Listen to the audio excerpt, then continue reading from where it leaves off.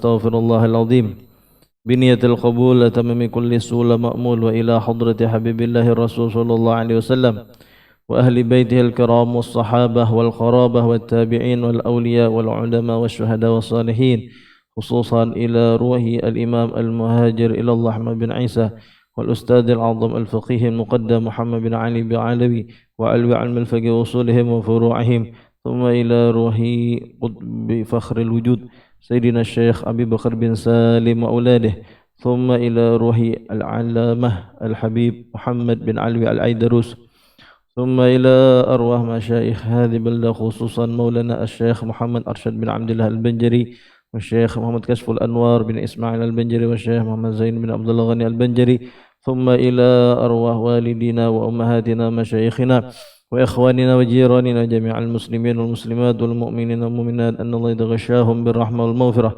ويعلي درجاتهم بالجنة وينفعنا بأسرارهم وأنوارهم وعلومهم وعلانية أن الله يجعلنا من المتقين الثابتين وأن الله يفتح علينا فتوح العارفين يفقهنا في الدين ويطهر قلوبنا ويوسع رزاقنا ويشفي مرضانا ويقضي جميع حاجاتنا ويفرج كرب المسلمين ويختم لنا بالحسنى في خير ولطف وعافية وإلى حضرة النبي محمد صلى الله عليه وسلم. الفاتحة. أعوذ بالله من الشيطان الرجيم. بسم الله الرحمن الرحيم. الحمد لله رب العالمين الرحمن الرحيم مالك يوم الدين إياك نعبد وإياك نستعين اهدنا الصراط المستقيم صراط الذين أنعمت عليهم غير المغضوب عليهم ولا الضالين آمين. بسم الله الرحمن الرحيم. الحمد لله رب العالمين والصلاة والسلام على أشرف الأنبياء والمرسلين سيدنا محمد وعلى آله وصحبه أجمعين. سبحانك لا علم لنا إلا ما علمتنا إنك أنت العليم الحكيم ولا حول ولا قوة إلا بالله العلي العظيم. Alhamdulillah, segala puji syukur kehadirat Allah Subhanahu wa taala yang telah melimpahkan rahmat dan anugerah serta ampunannya kepada kita, dan juga kita bersyukur kepada Allah Subhanahu wa taala atas taufik dan hidayahnya sehingga kita pada hari ini, di hari yang mulia ini, di tahun baru ini daripada tahun baru Islam 1442 Hijriah, mudah-mudahan Allah Subhanahu wa taala memberikan kita keberkahan di dalam kehidupan kita, dan mudah-mudahan segala hajat kabul dunia dan akhirat, dan mudah-mudahan kita diberikan Allah Subhanahu wa taala istiqamah di dalam menuntut ilmu agama. Amin ya rabbal alamin. Bismillahirrahmanirrahim. Al-faslu tsalits. Al-faslu tsalits, fasal yang ketiga, yaitu adalah sunanun muta'alliqatun bil ghusli, yaitu adalah sunnah-sunnah yang berhubungan dengan mandi. Yang pertama, al-qiyamu 'indal ghusli, yaitu ketika kita mandi maka disunnahkan kita dalam posisi, dalam keadaan berdiri. Yang kedua, al-ightisalu fi thawbin wa au izarin au sirwalin. Ketika kita mandi maka hendaknya, kata beliau, dan itu sunnah hukumnya, yaitu kita mandi di dalam keadaan berpakaian, au izar atau pakai sarung, au sirwal atau pakai celana. Jadi kalau kita mandi disunnahkan agar kita berpakaian, entah itu pakai selawar atau pakai sarung. Nah, yang penting ketika kita mandi, kita dalam keadaan menutup akan aurat kita.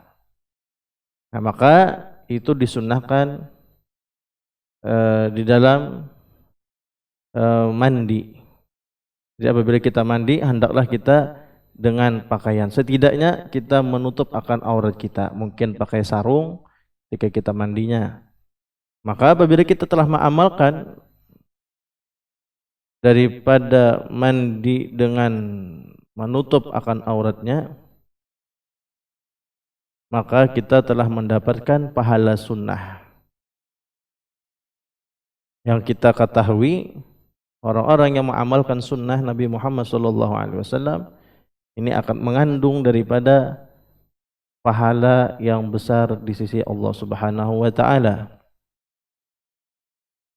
Nomor 3, istiqbalul qiblah indal ghusul. Menghadap kiblat ketika kita mandi. Ketika kita mandi, kita dianjurkan, disunnahkan untuk menghadap kiblat jika memungkinkan. Nah, jika andai kata tidak memungkinkan kita untuk menghadap kiblat, ya setidaknya kita mandi pun dalam keadaan berdiri dan menutup aurat. Nomor 4, qiraatud du'ail masyhur fil wudu ba'dal ghusli, yaitu membaca doa yang masyhur pada wudu setelah mandi. Di sini disebutkan qiyasan 'alal wudu. Artinya setelah kita mandi, kita pula dianjurkan, disunnahkan untuk membaca doa. Doa yang masyhur pada ketika selesai berwudu. Apa doanya? Subhanakallahumma wa bihamdika asyhadu an la ilaha illa anta astaghfiruka wa atubu ilaik. Allahumma ja'alni minat tawabin wa ja'alni minal mutatahhirin wa ja'alni min ibadikas salihin. Itu doa setelah wudu, dibaca pula ketika kita selesai daripada mandi kita. Maka disunahkan kita untuk membaca doa. Adapun lagi nomor 5, yusannul ghusl. Ya, yusannul ghuslu ba'da natfil ibti. Disunnahkan pula kita mandi setelah kita mencabut daripada bulu ketiak. Ketika kita mencabut daripada bulu ketiak kita, maka disunnahkan pula kita untuk mandi setelahnya. Wa halqil 'anah, dan disunatkan pula kita mandi yaitu setelah mencukur bulu ari-ari. Wa ghuslis syarib, dan disunahkan pula kita mandi setelah memotong atau menggunting kumis, ya. Jadi disunahkan pula mandi ketika kita selesai memotong kumis kita. Ketika kumis kita potong, maka disunahkan kita untuk mandi. Nah, ini dinamakan adalah mandi sunnah. Nomor 6 yaitu adalah adamul israf fil ma, yaitu ketiadaan berlebihan pada menggunakan air. Jadi ketika kita mandi, maka janganlah kita berlebihan dalam menggunakan air ketika kita mandi itu. Nah, karena perbuatan yang israf ini hukumnya makruh. Nah, makruh ini tidak disenangi. Maksud tidak disenangi, siapa yang tidak menyenangi? Yaitu Allah Subhanahu wa taala. Karena Allah berfirman di dalam Al-Qur'an, innahu la yuhibbul musrifin. Sesungguhnya Allah Subhanahu wa taala itu tidak menyenangi, tidak menyukai orang-orang yang berlimpatan atau yang berlebihan atau yang melampaui batas. Nah, termasuk orang yang berlebihan pada menggunakan air. Makanya ketika kita berwudu, ya, dengan berlebihan dalam menggunakan air, atau ketika kita mandi dalam berlebihan dalam menggunakan air, maka jatuh kepada hukumnya makruh. Arti makruh sesuatu yang tidak disenangi. Bukan siapa-siapa yang menyenangi, yang tidak menyenangi, tapi yang di sana dimaksud yang tidak menyenangi adalah Allah Subhanahu wa taala. Makanya kita jangan pernah mengecilkan, meentengkan, meremehkan sekecil apapun daripada perbuatan-perbuatan yang tidak disenangi oleh Allah Subhanahu wa taala. Walaupun hukumnya hanya sekedar makruh, karena makruh di sana Allah yang tidak menyukainya. Allah tidak menyenangi daripada perbuatan itu, maka jatuhlah kepada hukumnya makruh. Arti makruh, apabila kita kerjakan kita tidak berdosa, namun apabila kita tinggalkan kita mendapatkan pahala. Nah, kemudian nomor 7, qada'u ghuslil jum'ah kasairil aghsalil masnunah, yaitu menunaikan mandi Jumat seperti mandi sunnah lainnya.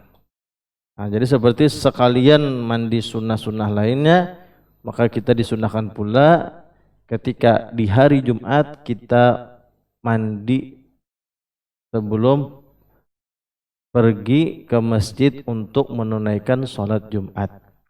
Nah, di hari Jumat jangan lupa ketika kita mau berangkat masjid ataupun sebelum kita berangkat masjid, hendaklah kita mandi sunnah Jumat. Nah, mandi sunnah Jumat ini akan mendapatkan pahala jika dikerjakan dari setelah sholat subuh sampai sebelum kumandang atau sebelum azan daripada azan Jumat. Nah, jadi waktunya terbatas dari setelah sholat subuh sampai sebelum azan Jumat. Nah, di situ apabila kita mandi dan meniatkan untuk mandi sunat Jumat, maka kita akan mendapatkan pahala daripada pahala mandi sunnah Jumat, mandi hari Jumat, mandi sunnah hari Jumat. Nah, kemudian nomor 8, yusannul ghuslu indal istisqa, dan disunahkan pula mandi ketika istisqa, hendak minta hujan. Jadi minta hujan ini biasa apabila terjadi di suatu daerah atau suatu kampung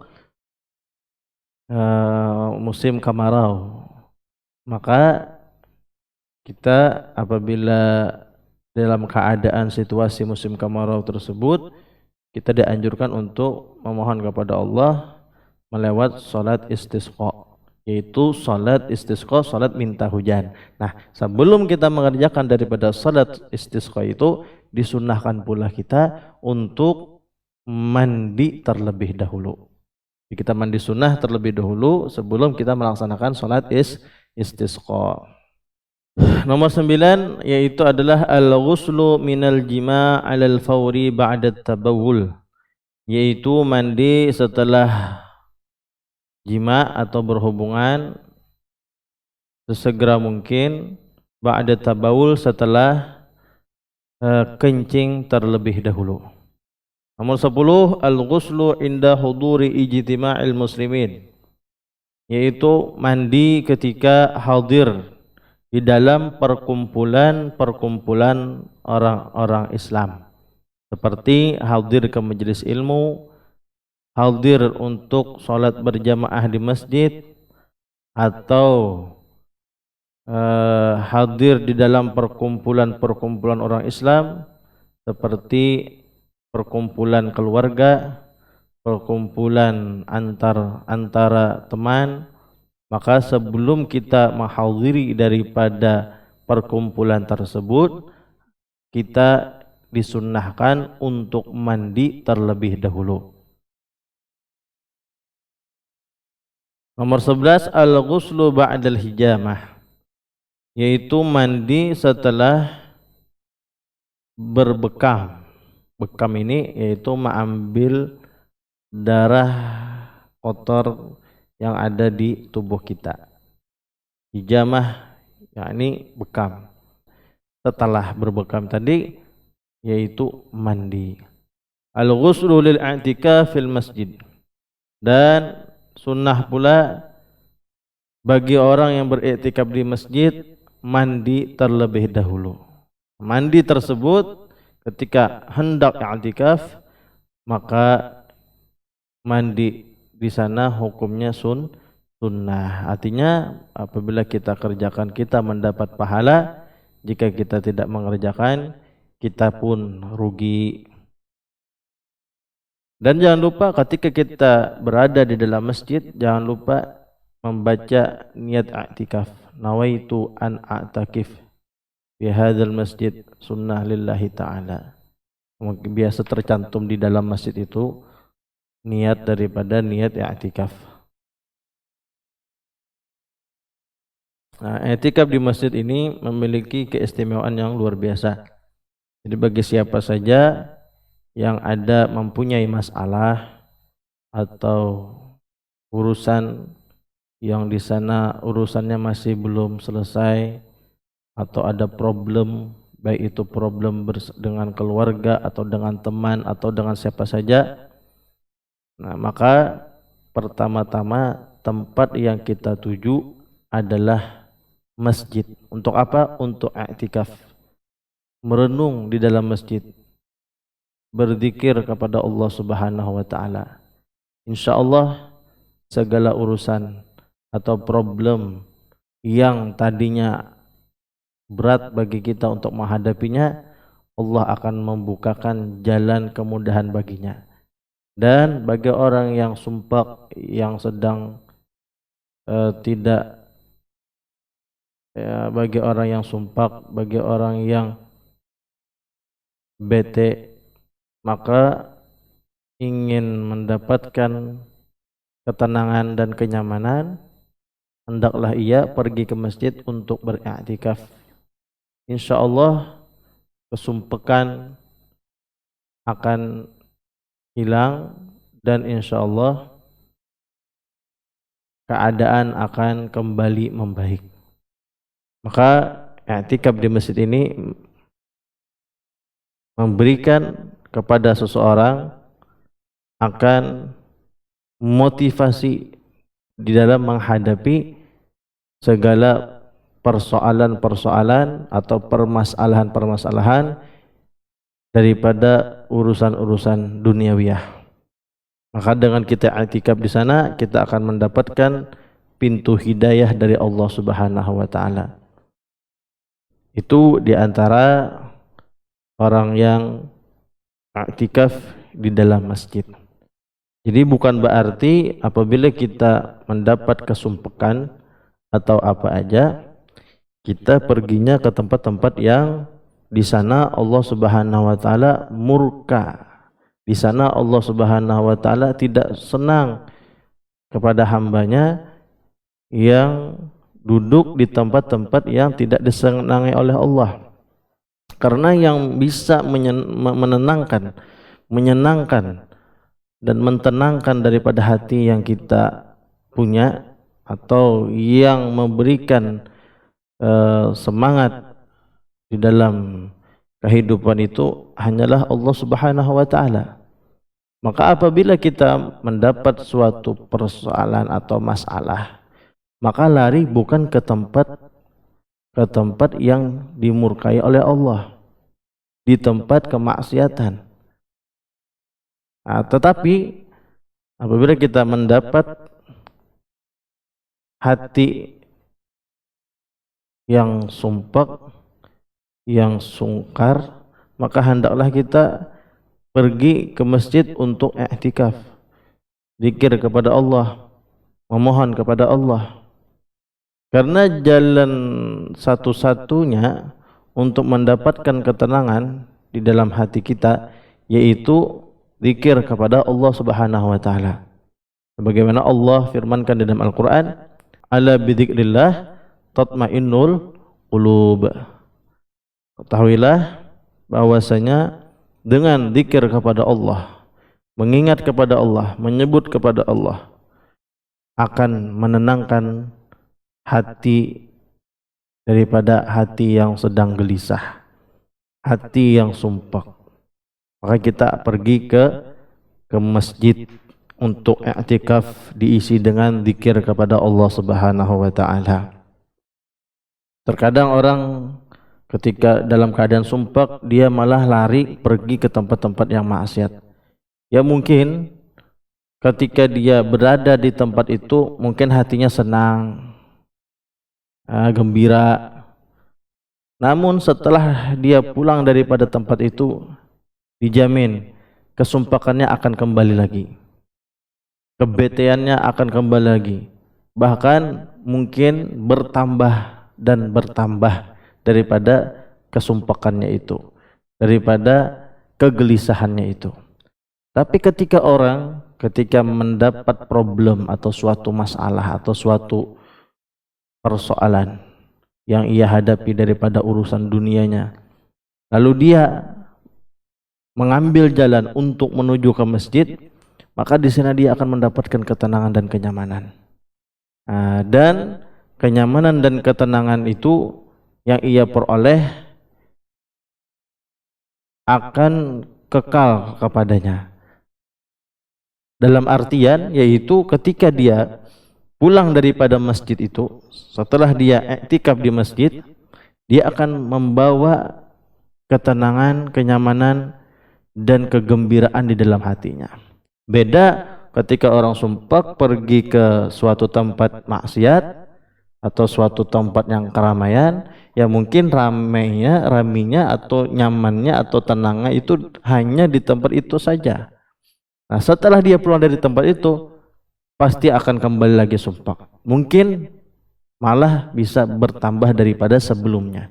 Tapi ketika mendapatkan suatu masalah, problem, lalu dia pergi ke masjid, nah setelah dia pulang dari masjid, dia akan mendapatkan ketenangan, kegembiraan, bahkan akan Allah bukakan hidayah, jalan petunjuk untuk menghadapi persoalan-persoalan yang ia hadapi. Nah, inilah keutamaan daripada orang yang duduk di masjid atau i'tikaf di dalam masjid atau di dalam rumah Allah Subhanahu wa taala. Nah, kata beliau, hukumnya sunnah mandi ketika kita ingin i'tikaf di dalam masjid. Maka kita mau i'tikaf di dalam masjid, hendaklah mandi terlebih dahulu. Nomor 13, al-ghuslu li bulughis sabiyyi bisin. Hendaklah mandi bagi orang yang balik dengan umur. Artinya anak-anak yang balik dengan umur, yaitu masuk umur 15 tahun, yang sebelumnya tidak ada tanda-tanda daripada balik, maka ketika umur 15 dia disunnahkan untuk mandi karena dia telah balik dengan umurnya. Nah, orang yang balik dengan umurnya ketika dia telah berumur 15 tahun, maka dia disebutkan menjadi anak yang sudah balik. Nah, baliknya dengan bisin nih, dengan umur. Nah, ketika dia baliknya dengan umur si anak tersebut, maka disunnahkan pula mandi baginya. Al-ghuslu 'inda taghayyur raihatil badan, dan disunnahkan pula mandi ketika ada perubahan bau badan. Dari sebab min arakin, dari sebab keringat, atau ghairih, atau selainnya. Jadi ketika badan kita telah berubah menjadi bau yang baunya itu tidak sedap, maka kita disunahkan pula mandi setelah beraktivitas, setelah bekerja, setelah keluar dari rumah, atau setelah ada perubahan daripada bau badan kita, maka disunahkan pula kita untuk mandi. Nah, ini sangat bagus. Nah, artinya apa? Apabila kita keluar dari rumah kita, apalagi di masa-masa yang saat ini yang ada wabah virus, ketika kita habis aktivitas ini, tidak hanya dia mencuci tangannya, tapi dia mandi setelah beraktivitas tersebut. Ditambah mandinya dengan pakai sabun. Nah, insya Allah dengan niat dia melaksanakan sunnah Nabi Muhammad SAW, dia akan terjaga daripada virus wabah, dia akan terjaga daripada kuman, dia akan terjaga daripada penyakit-penyakit, daripada kotoran-kotoran yang lengket di dalam tubuhnya atau di tubuhnya. Maka ketika kita sudah mandi, setelah beraktivitas, setelah bekerja, insya Allah kuman yang ada di tubuh akan hilang. Virus yang akan di tubuh pun juga akan hilang dengan mandi setelah beraktivitas. Dan ini anjuran daripada Nabi kita Muhammad SAW. Artinya apabila kita telah berubah bau badan kita dengan sebab tadi keringat atau apa aja, kata Nabi SAW, Nabi menganjurkan untuk kita mandi. Nah, karena di sini beliau Al-Habib Sa'ad atau Al-Habib Muhammad bin Ali Al-Idrus menyebutkan Ghusl inda taghayyur raihatan badan min arikin aw ghairih sunnah. Nah, karena kita baca saat ini adalah hubungan sunnah-sunnah dengan mandi. Nah, kemudian nomor 15 al-ghuslu lil mu'taddah ba'da faraghi iddatiha. Mandi bagi orang yang masa beriddah setelah selesai masa iddahnya. Ini bagi yang kematian suami lalu dia beriddah, atau bagi istri yang dicerai oleh suaminya lalu dia ada iddahnya. Nah, setelah dia selesai daripada iddahnya tersebut, disunahkan pula dia untuk mandi. Al-ghuslu li halqir ra's, dan mandi untuk setelah selesai mencukur rambut. Nah, ketika kita menggundul rambut, memotong rambut kita, maka setelah itu disunahkan pula kita untuk mandi. Al-ghuslu lil adzan, dan disunahkan pula untuk mandi bagi orang yang adzan, disunahkan. Nah, kemudian al-fasl rabi', fasal yang keempat, sunanun muta'alliqatun bil adzan wal iqamah. Pasal yang keempat yaitu adalah sunnah-sunnah yang berhubungan dengan adzan dan iqamah. Yang pertama, at-tarji'u fil adzan, yaitu tarji' fil adzan. Apa arti itu tarji'? Bahwa ayat talaffadha bisyahadatain marratain sirran qabla ayyatiya bihima jahran. Nah, tarji' fil adzan maksudnya adalah yaitu kita melafadzkan dua syahadah. Asyhadu an la ilaha illallah, asyhadu an la ilaha illallah, asyhadu anna Muhammadar Rasulullah, asyhadu anna Muhammadar Rasulullah. Kapan? Sebelum kita membaca dua kalimat syahadat itu jahron, secara keras. Ya, secara keras. Jadi kan biasa orang adzan tuh Allahu akbar, Allahu akbar, Allahu akbar, Allahu akbar. Nah, sebelum dia menyebut asyhadu an la ilaha illallah, nah sebelum dia menyebut dengan keras, mengangkat suaranya dengan keras, dengan menyebut dua syahadat tadi, disunnahkan dia tarji' terlebih dahulu. Apa itu tarji'? Yaitu melafadzkan dua syahadat. Nah, dengan secara sirran, secara pelan. Jadi sebelum kita mengangkat suara asyhadu an la ilaha illallah dengan keras, maka sebelumnya dengan sir, dengan pelan kita membaca atau melafadzkan dua syahadat. Asyhadu an la ilaha illallah, asyhadu an la ilaha illallah, asyhadu anna Muhammadar Rasulullah, asyhadu anna Muhammadar Rasulullah. Setelah kita membaca dua kalimat syahadat secara pelan, baru kita mengangkat suara kita dengan membaca asyhadu an la ilaha illallah, asyhadu anna Muhammadar Rasulullah. Nah, itu maksud daripada at-tarji' fil adzan. Jadi tidak yang langsung Allahu akbar, Allahu akbar, Allahu akbar, Allahu akbar, asyhadu an la ilaha illallah. Nah, jangan langsung seperti itu. Apabila kita langsung seperti itu, berarti kita telah ketinggalan daripada sunnah adzan.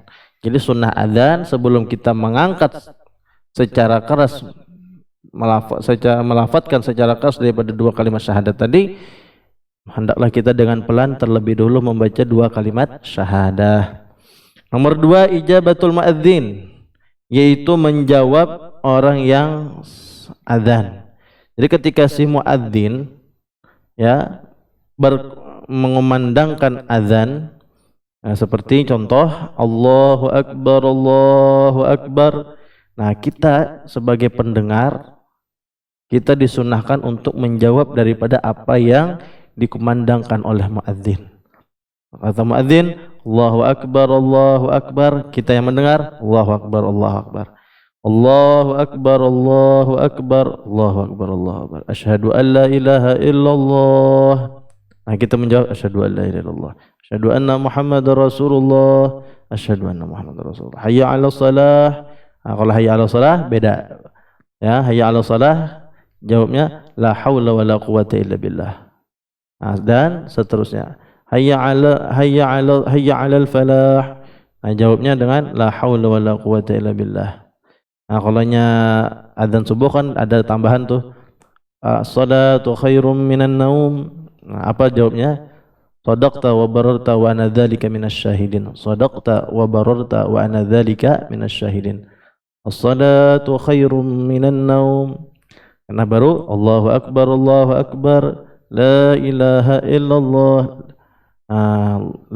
Baru sahut la ilaha illallah, ya kan, baru langsung disambut dengan doa tanpa menyebut Muhammadur Rasulullah sallallahu alaihi wasallam, karena di situ tidak disunahkan setelah adzan menyebut Muhammadur Rasulullah, ya. Jadi setelah Allahu Akbar la ilaha illallah cukup dengan membaca la ilaha illallah, baru baca doa setelah adzan.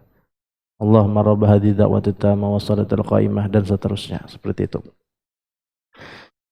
Kemudian nomor 3, al-adzan inda ru'yatil hariq wa huwa yusa'idu ala atfa'iha, yaitu adzan ketika melihat kebakaran.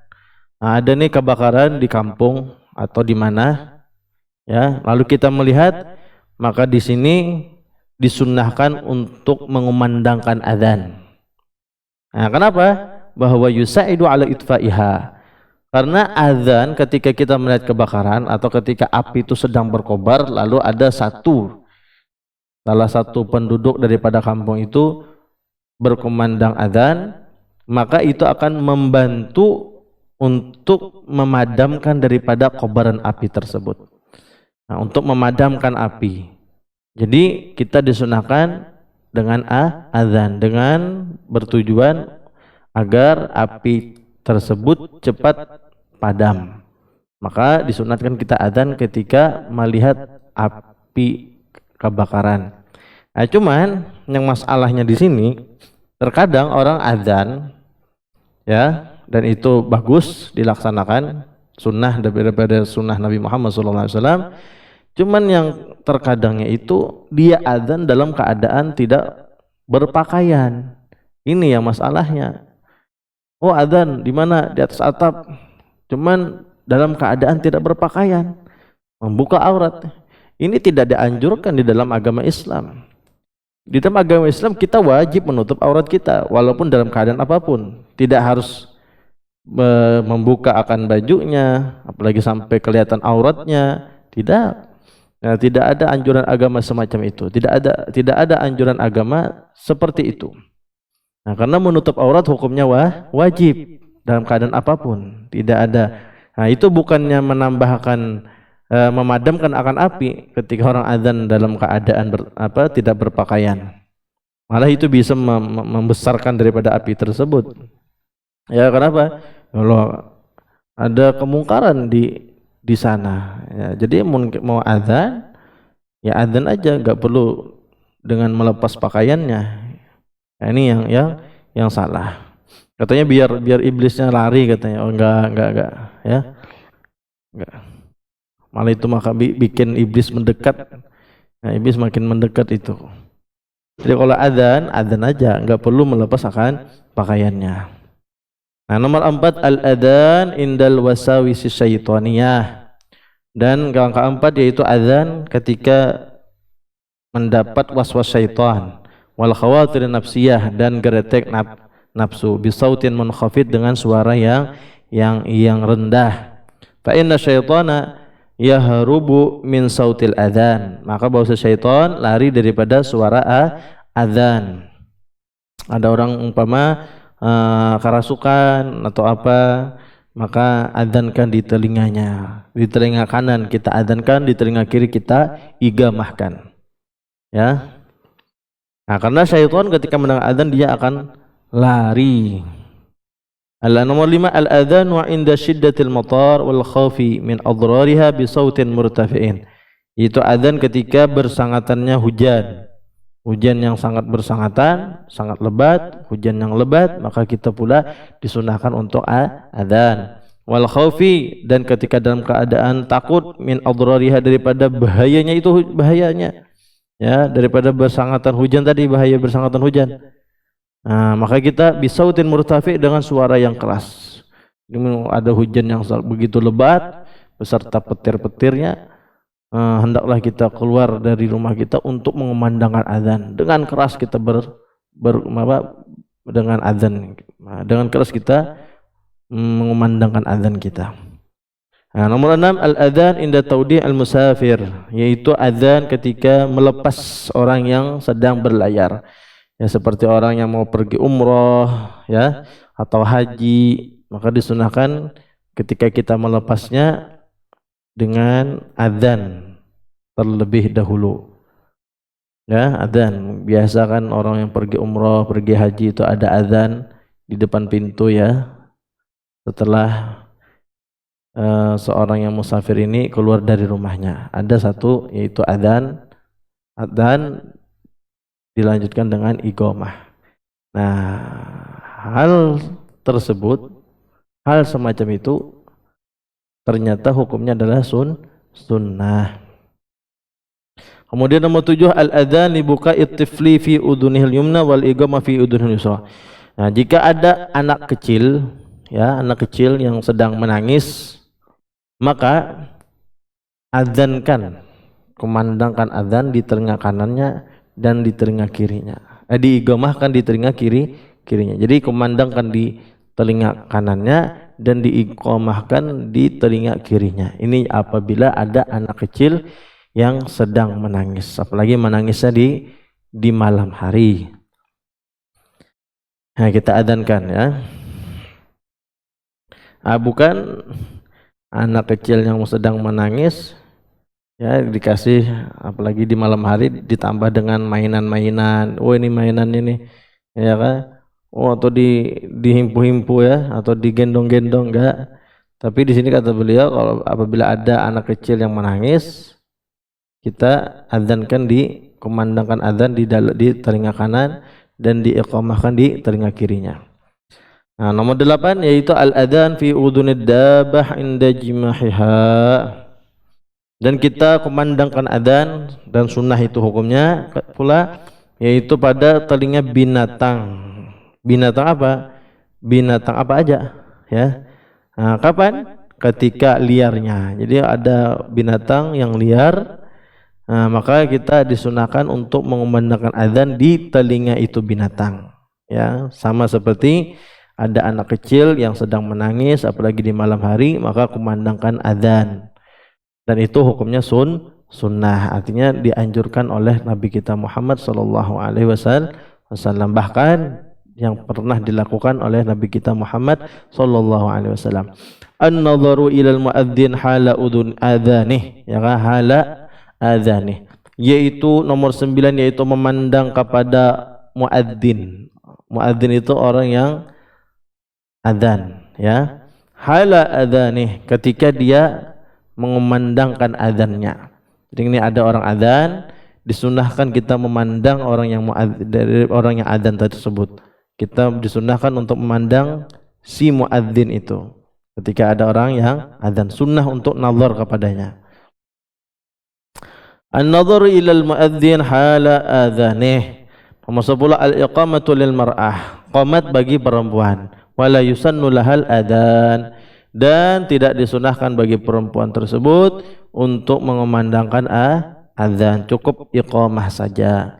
Nomor 11 ijabatul muqim ka ijabatil muadzin, yaitu menjawab iqamah seperti menjawabnya orang yang adzan. Nomor 12 al-ityanu bid du'ail masyhur aqibal adzan wal iqamah, dan mendatangkan dengan doa yang masyhur setelah adzan dan iqamah. Ini doa yang biasa itu, Allahumma rabb hadhihi da'watit tamah wassalatil qa'imah sampai seterusnya.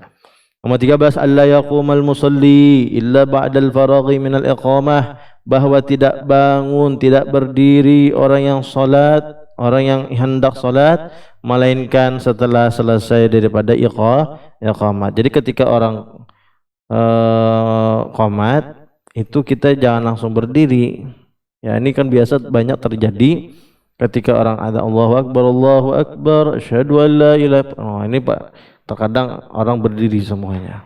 Nah, padahal sunnahnya kita tidak berdiri ketika sang muadzin sedang qomat. Nah, kapan kita dianjurkan untuk berdiri, kapan disunahkan berdirinya itu setelah selesainya muadzin daripada qomat. Jadi contoh ya, Allahu akbar, asyhadu an la ilaha illallah, asyhadu anna Muhammadar Rasulullah, hayya 'alas shalah, hayya 'alal falah, qad qamatis shalah, qad qamatis shalah, Allahu akbar, la ilaha illallah. Nah, baru kita berdiri. Nah, semacam itulah yang disunnahkan oleh Nabi Muhammad sallallahu alaihi wasallam. Ya, jadi sunnah kita berdiri yang mau salat. Kapan berdirinya? Ba'dal faraghi minal iqamah, setelah selesai daripada iqamah. Nomor 14, ayyaqulal muadzin. Ayyaqulal muadzinu ba'da faraghihi minal adhan fil lailatil mumtirah.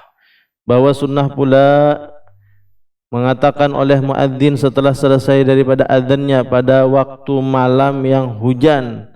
Ya, mungkin hujannya hujannya yang lebat. Apa yang dikatakan oleh muadzin ketika azan, di dalam azannya? Ala sallu fi rihalikum, ala sallu fi rihalikum. Hendaklah kalian salat di rumah kalian saja. Hendaklah kalian salat di tempat kalian masing-masing. Al-faslul khamis, fasal yang kelima, sunanun muta'alliqatun bis shalah. Mungkin sampai di sini saja yang bisa Ustaz sampaikan. Mudah-mudahan dengan berkat hari yang mulia ini, di tahun baru ini, Allah Subhanahu wa taala mengabulkan segala hajat-hajat kita dunia wal akhirah, dan mudah-mudahan Allah Subhanahu wa taala mengampuni segala dosa-dosa kita dan dosa ibu bapa kita, dan dipanjangkan umur kita sehat wal afiah, diluruskan rezeki kita yang halal, diberikan kita istiqomah, semangat di dalam menuntut ilmu agama. Amin ya rabbal alamin. Dan mudah-mudahan pula kita tidak dimatikan melainkan dalam keadaan husnul khatimah, masuk surga bi ghairi hisab, sirrin nabi wa ali nabi bi sirri suratil Fatihah. A'udzubillahi minasyaitonir rajim. Bismillahirrahmanirrahim. Alhamdulillahirabbil alamin arrahmanir rahim maliki yaumiddin iyyaka na'budu wa iyyaka nasta'in ihdinas siratal mustaqim siratal ladzina an'amta 'alaihim ghairil maghdubi 'alaihim waladdallin. Amin. Rabbana anfa'na bima 'allamtana Rabbi 'allimna alladhi yanfa'una Rabbi faqihna wa faqih ahlana wa qarabatin lana fi dinina ma'a ahli al-qutri unta wa dhakar.